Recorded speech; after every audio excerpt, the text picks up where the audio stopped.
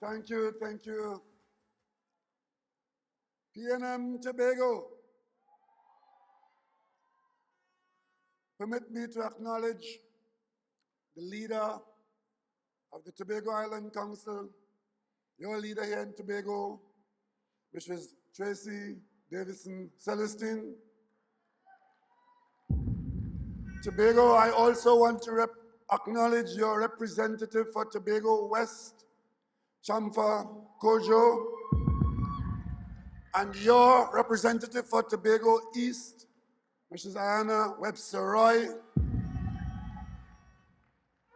your former Chief Secretary, my friend, former Chief Secretary Orville London. But tonight is the night of our 15 standard bearers. And I'm here at the closing of your excellent rally, where you have presented to Tobago 15 persons under the balize to represent the 15 electoral districts of Tobago. I simply want to say, as political leader of the People's National Movement, I am particularly proud of what I saw here tonight.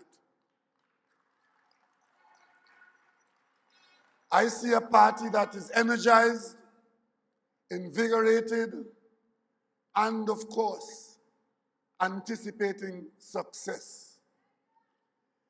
Ladies and gentlemen, it is because we have been so successful that we are being noticed by other aspirants. We are not the only ones who can offer ourselves for service in Tobago. As a matter, we're not the only ones who are doing it. But when you examine what is on offer, all I could say to you tonight, Tobago, especially as I listen to what is being said in other quarters, I want to say to you, in good old Tobago parlance, let us be a good host, and bad host as they are call you. The question is not who is calling, but how you answer. And tonight, the people of Tobago, knowing what Tobago is, what Tobago will be and could be, you could only answer the People's National Movement's call. What impressed me so much with your selection here in Tobago Island Council is the very delicate mix of experience and youth. Of your 15 candidates, you have a tremendous amount of experience still retained in that group, but you also have presented the vigor and the vibrance of the youth of Tobago. And young people of Tobago, that's very important.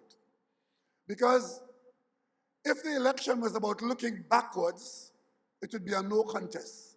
Because as you look back on Tobago's development, you can only look at the production and the performance of the PNM in transforming Tobago from where we were to where we are today. But it's about looking ahead. Most importantly, looking ahead. And what's the first thing you see?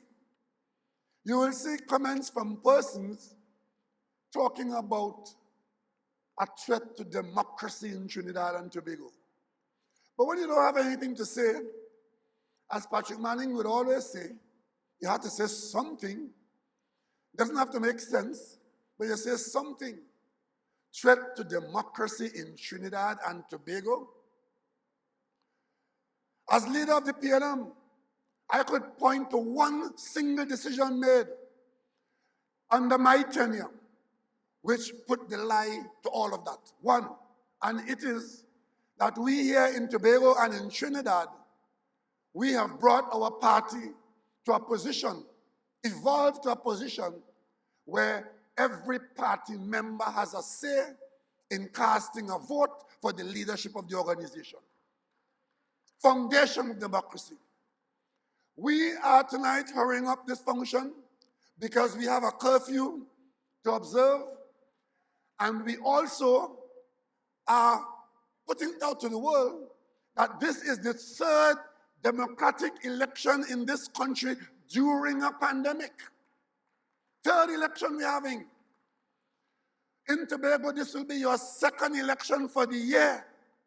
But you have people with nothing useful to say or anything to offer you with respect to your progress or your quality of life, telling you nonsense about threat to democracy in Trinidad and Tobago. We are the hope of democracy in Trinidad and Tobago. You went to the polls in January after a campaign similar to this. The people chose. You had 12 seats. You gave the PNM 12 and you gave the others 6. We have the PNM, we always accept the outcome of elections. We don't run to the courthouse. We don't talk the EBC. We accept the will of the people. I came here as leader of the PNM, and I called not just the PNM, I called all those who were elected, and I explained to them what the future held. I said to you, go and see if you can work together in a 6-6 arrangement. Go and see if that can work, and if it did work out, we wouldn't be in an election now. You would have been doing what you said you could do. But there are others who laid down conditions which you couldn't accept. And of course, they didn't really want any responsibility. What they want is just to talk the PNM and seek personal opportunity for themselves. But the bottom line is, I told you then in January that if that did not work, we will have the possibility of going a different route. Tonight, we are here presenting candidates for an election for the second time for the year. And ladies and gentlemen, I have no doubt that the people of Tobago have been paying attention and that they will come out on the 6th of December and they will choose again. And all I can ask Tobago is to choose wisely. Choose wisely. And I think you have an excellent slogan: protect your future. Take no chance with the future of Tobago. As Prime Minister of the country of Trinidad and Tobago, I can only ask you, especially the young people, what can you look forward to from the 7th of December going forward? As head of the cabinet, as head of the government, all I can say to you, Tobago, people of Tobago, is that you can count on the government of Trinidad and Tobago, which I lead, to give Tobago every chance to be the best that you can be.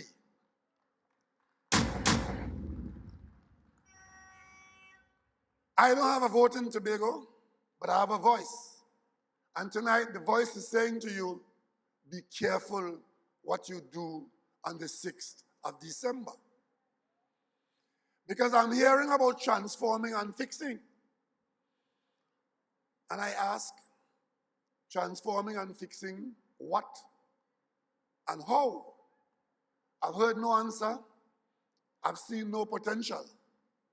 But what I do know is that if we continue to cooperate between the central government and the Tobago House of Assembly, an assembly comprised of persons who are concerned about Tobago's future and who acknowledge that progress has been made and progress is being made, then I have every confidence that from the 7th of December onward, Tobago will be going onwards and upwards as you have gone for the last 20 years. I want to remind you that we are still in a pandemic. I don't know how long it will last, but after a year and a half, we are opening up the economy.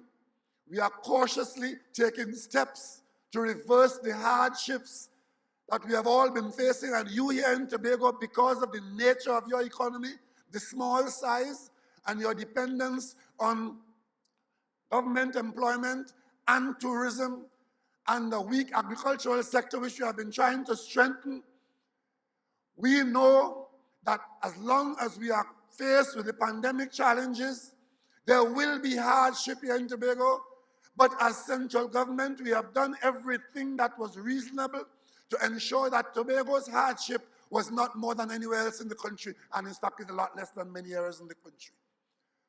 We have always looked to see what we can do next, or in parallel, to move Tobago from where you had a problem to being in a situation where that problem was solved. What were Tobago's problems?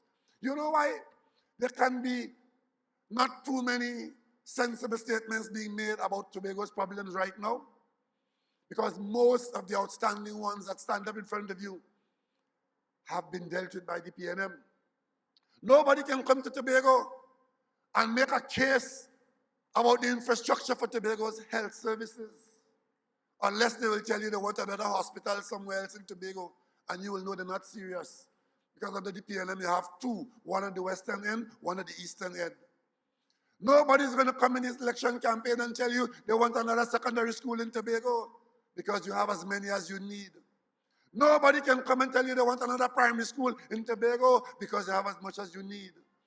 As the leader of the Tobago Council said to you tonight, our social and sporting infrastructure is second to none in the nation because you have them there. And of course, they take 2 years telling you about the problem between on the inter-island ferry between Trinidad and Tobago. I want to remind them when that was a problem, and it took 4 to 8 hours between Port of Spain and Scarborough.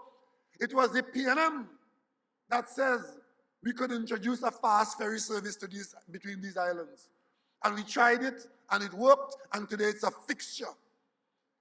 And then we had 2 fast ferries, and after their useful life had come to an end, largely through poor maintenance. The problem was we had to fix that. It has been fixed. Today you have 2 of the most modern ferries anywhere in the world, cost $1 billion. The PNM makes sure you have that. I don't know if that is part of the problem that they're going to fix. Last night, I had the opportunity on my way back from Europe to pass through Barbados. In the middle of this pandemic, or as we're coming towards hopefully the end of the pandemic, Barbados Airport last night at 7 o'clock, I counted 8 jets, 2 Virgins, 2 JetBlue, and others, plus the one that I came in from KLM. Barbados Airport busy. Look around, hundreds of people on the job working, and inside the island, those planes are there for one reason, because they brought tourists to occupy the rooms in Barbados and to bring to the economy of Barbados what tourists bring to a Caribbean economy. And I have to think, imagine that we here in Tobago are a little smaller than Barbados, and we are trying to fix a Tobago problem, which is to build in Tobago, on Tobago Airstrip, a modern terminal building for the people of Tobago and to attract the kind of business that Barbados is living off. And you can't get support from some people in Tobago. Some people in the political arena in Tobago have an opposition to that, opposing the building in Tobago of a terminal building, which will be the infrastructure for receiving a significant volume of tourists into Tobago. Well, our vision in the next 4 years for Tobago is to complete that and have the infrastructure which will be the impetus and the catalyst for persons to invest in Tobago, because we have a good airport terminal building, and airlines will come to us because they are saying to us, no, if you don't improve what you have there, we will think about not coming back to Tobago. That's how we fix it. What else does Tobago need at this time, which will come to you in the next 4 years? Well, I can tell you, in recent years, because of the number of destructive hurricanes in the Caribbean being an area where yachting is a major industry for many Caribbean islands, we here in Tobago are in a relatively safe zone where we hardly get hurricanes. And the insurance companies notice that, and boat owners notice it, and that is why Tobago has to have a marina. And the central government is working with the Tobago House of Assembly to ensure that we build in the next 4 years a marina in Tobago, even if the government has to be a partner in it because it's part of your infrastructure. We're doing that. And of course, they tell you about unemployment in Tobago, but they never tell you how they're going to solve it or what they're going to offer as employment. They tell you also that there are too many people employed by the THA. Well, that might be a problem because the THA is not supposed to be the only and the major employer of people in Tobago. But until such time as the private sector has grown and has developed to create opportunities for people, I think you should be happy that there's a Tobago House of Assembly which has stood in the breach in the time being until better can be done. And how do we, in the next 4 years, we have the PNM, will create opportunities for that? It is to encourage more construction of hotel rooms in Tobago. Some people have a problem with that. Some people are actually boasting about the fact that they prevented the Sandals project from being introduced into Tobago. Long before we could get to a stage of negotiating terms and conditions with Sandals, they knew it was bad for Tobago and they take credit for chasing it away. I ask you, those who are going to fix it, what are they going to offer you as opportunities for employment creation? Because even as we have lost the Sandals project, and we come now and we get the Marriott brand to come on a hotel-approved site in Tobago at Rocky Point, they are sharpening their swords to put an end to that. Today I see one of their proxies talking about Turtles Lane on Rocky Point, and therefore we can't have a hotel there. Would you believe that? Opportunity to create hotel rooms, to use the infrastructure at the airport, to create employment in Tobago, they have a problem with that. I can say to you, ladies and gentlemen of Tobago, this night, this week, this month, is almost 40 years to the day that I stood on a platform as a candidate here in Tobago. So I know what I'm talking about. 40 years of experience, knowing that every time the PNM comes up with anything good for the people of Tobago, there are people in the political arena who believe that Tobagonians must be denied those opportunities so that they could prosper politically. I know that for 40 years because I was here when we conceived and built the Claude Noel Highway. You young people will not know that there were politicians in Tobago who were opposing the construction of the Claude Noel Highway. Tonight you might ask, what madness was that? But it was the politics of the day. The same way they're opposing the airport terminal construction, the same way they're opposing the Marriott now, is the same way they had opposed the Claude Noel Highway. So, what do you learn from that? You learn that if you hear the PNM say it's good, you know it's good. You know if you hear them saying it's bad, you know it's good. Ladies and gentlemen, Tobago's future is not to be trifled with. A good relationship between the Tobago House of Assembly and the central government is your best chance in this very difficult period, because we can operate in a civilized manner, in a respectful manner, and we share the same vision for Trinidad and for Tobago. You have done your part, Island Council. You have done your part, leadership of Tobago, PNM. You have gone into your communities and you've chosen some of the best Tobagonians to encourage them to come into the political arena, bring that sense of service, bring that sense of decency, bring that sense of vision for a better Tobago, and you offer yourselves to the people of Tobago. So you've done your part. I commit the central government to do its part. And Tobago people, on December 6th, you have to do your part. It's a combination, and we all in this together. The one big thing that's outside of Tobago, which is not yet accomplished, is this question of internal self-government for Tobago. As leader of the central government, as leader of the political party, the PNM, I came from our convention, where we at a convention commit ourselves and our party to giving Tobago full internal self-government as you, the people of Tobago, wish for and continue to hanker after. We watch you here in Tobago do 2 to 3 years of consultation. coming up with all the ideas you think might go into that. But at the end of the day, documentation was produced and came, as fate would have it, to a cabinet which I led. We took it to the parliament. And at the parliament, we were in the majority in a joint select committee of the parliament. We acknowledge that we are not the only ones who are involved in that matter. The rest of the country is involved. The rest of the parliament is involved. And the closest you come to a decision making on it is the joint select committee of the parliament. And that joint select committee has the government, it has the opposition, it has the independents.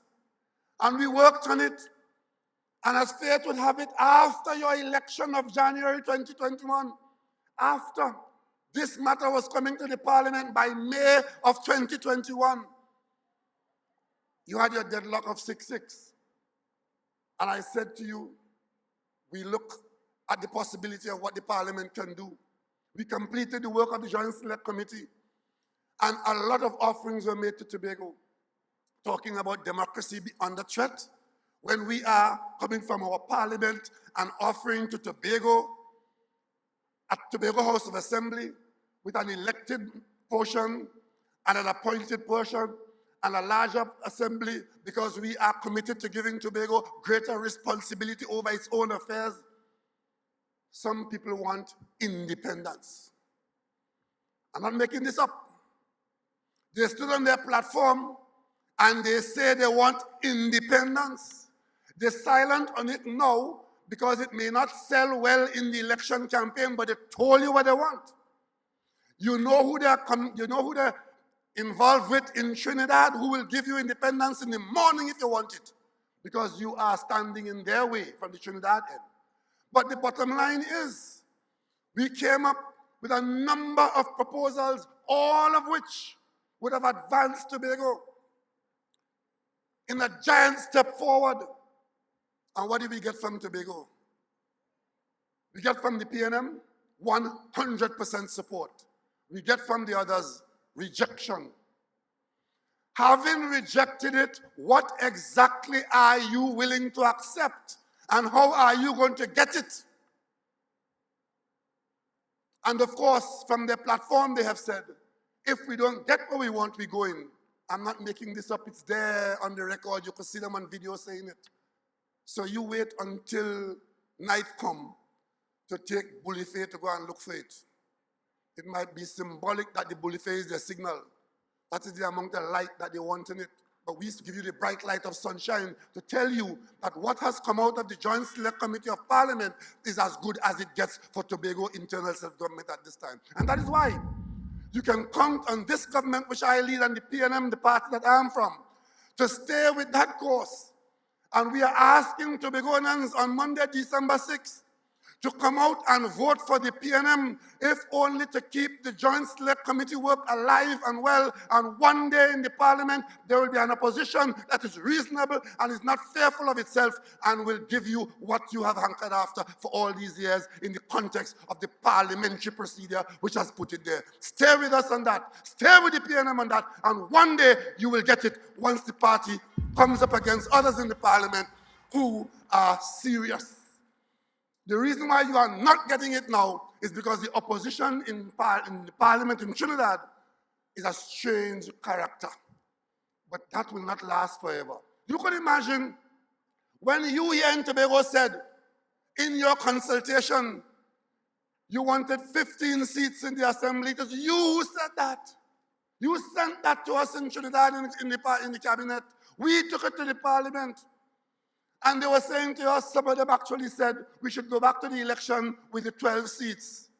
And of course, God forbid, we go back with the 12 seats, and you get a 6-6 again, and you would know what they will describe me as. They will think that we all from that breed.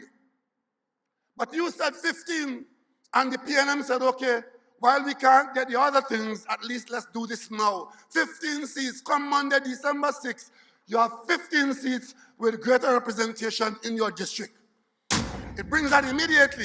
You get the benefit immediately of better representation because your members will now represent a smaller district. Better representation. You know what they said? They said that we rigged the election by creating 15 seats. Interestingly, today I see one of their mouthpieces saying that they're sure to win the election. So we rig it, so the PNM rig it, but you're sure to win it. But in the meantime, the same opposition that they follow to reject the internal self-government bill has taken the Election and Boundaries Commission to court. They said so in the parliament, and they execute it in Tobago. The EBC gets pre-action protocol where they're being accused of not putting a seat up in Main Ridge. Nobody lives there.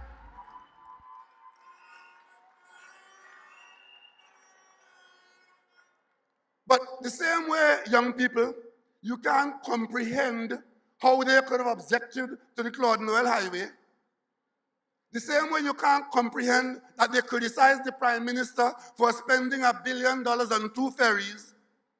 It's the same way you must think now what kind of thought process go to Parliament to argue for a seat in Main Ridge and go with a map and showing a large area from Runnymede all the way up through Pigeon Peak into Charlottesville and saying, look, they put no seat here and they put 2 more in Scarborough.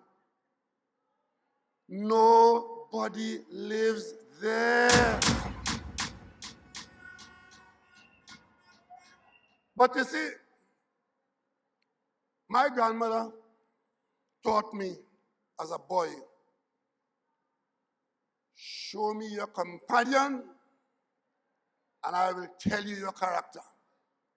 We know exactly who your companions are. And we know exactly what companions they're keeping. And at the end of the day, it all boils down to the good people of Tobago. Speaking from Mason Hall to Castara, from Bonaccord to Speyside, all the beautiful way up on East Coast or West Coast. From Bethesda to Golden Lane, I speak for all the people of Tobago as the Prime Minister of Trinidad and Tobago with that great responsibility. In a pandemic, 2 elections in 1 year in Tobago, we're here with you. And we trust that this will settle the issue.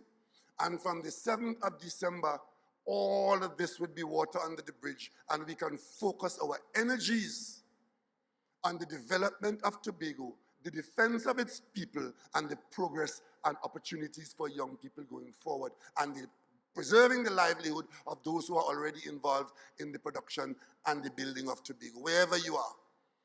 Some people have a problem with that. If you listen to some of these people, you will wonder if any one day in any week do they ever have a good day where they could look up and say, what a beautiful day, what a beautiful place. Every day is a nya nya ra ra nya nya ra ra nya nya ra ra, as though Tobago is not enjoying some of the best quality of lives in the nation. The people of Trinidad, most of them are happy to come to Tobago and to enjoy what you enjoy in Tobago. I ask you in Tobago to enjoy it, and let's keep improving on it. Perfection is never with us in the political arena. In nation building, perfection is never there. You always keep working for and working towards, and you see change and you see progress. And if there's any place in the Caribbean where change and progress could be pointed to in the last decade, in the last generation, it is Tobago, because we are part of a larger whole and we are better as one and together. Ladies and gentlemen, I want to encourage you, Tobagonians, to take this election seriously. I want to encourage you, candidates, to go out and make yourself known to every Tobagonian in your district. Respectfully ask for their support. Explain to them the difference between what the PNM represents and what others represent. And you come back to your place knowing that the average Tobagonian can differentiate between darkness and light. The average Tobagonian can differentiate between truth and lies. And when you do that, you rest on the confidence that those Tobagonians in the majority will select the PNM. You know, I want to point out something to you that Tracy didn't point out. The last election, the major issue in that campaign, negative issue, that was supposed to have disqualified Tracy and the PNM, was something that was called zip line. Remember that story? Well, we are into another election. I wonder what happened to this zip line campaign. What happened to that? You see, lies will endure for a while until truth arrives. When truth arrives, lies know exactly where to go. And I will tell you something else too.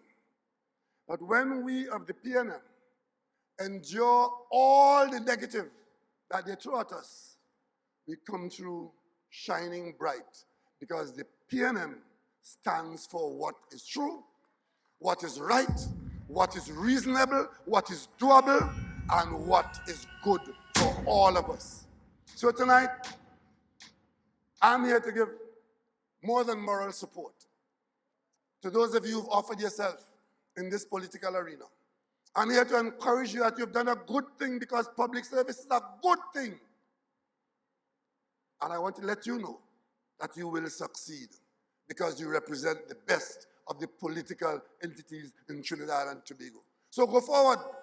In the next 4 weeks, go forward and energize Tobagoans to come to the polls, because it is at the polling station that you make your involvement known and you take a stand on what you represent and what you support.